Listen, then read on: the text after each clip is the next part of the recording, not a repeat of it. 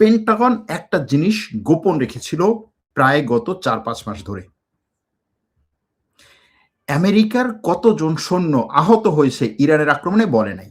এর আগে বলেছে আমেরিকার এতজন সৈন্য নিহত হয়েছে, আমেরিকার ওইজন সৈন্য নিহত হয়েছে। কিন্তু কতজন সৈন্য আহত হয়েছে, এই গত কয়েকদিনে কতজন সৈন্য আহত হয়েছে? একজন সৈন্য যেখানে মারা যাবে সেখানে তো আহত হবে। ১৫ জন সৈন্য, ১৭ জন সৈন্য মারা গেছে বলে পেন্টাগন জানিয়েছে। কারণ এই ১৭ জন সৈন্যের পরিবারের কাছে তাদের তথ্যগুলো দিতে হয়েছে যে, দেখো তোমাদের ছেলে ইরানের সাথে যুদ্ধ করতে গিয়ে মারা গেছে। আহতদের খবরগুলো পরিবারের কাছে বেশিরভাগ ক্ষেত্রেই বলে নাই।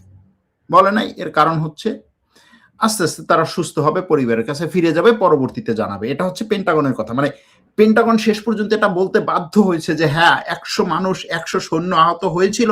আমি এটা গোপন করেছিলাম। তবে গোপন করেছিলাম হচ্ছে নিরাপত্তাগত কারণে, কৌশলগত কারণে। তুমি কৌশলগত কারণে আরো কত কিছু যে গোপন করেছো সেটা হয়তো সাংবাদিকরা যখন আবার হচ্ছে খুঁজে, খুঁজে বের করবে তখন বলবা। কারণ এই জিনিসটা গতকালকে আমেরিকার ২ টো গণমাধ্যম ১ম খবর করে যে ১০০ জন, কমপক্ষে ১০০ জন সৈন্য আহত হয়েছে ইরানের সাথে যুদ্ধে এবং পেন্টাগন এটা গোপন করছে, এখনো পর্যন্ত বলছে না।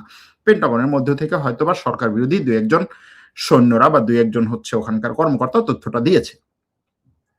পরে পেন্টাগন বলছে যে, হ্যাঁ, আসলেই ১০০ জন সৈন্য আহত হয়েছে, আমরা এটা গোপন করেছিলাম।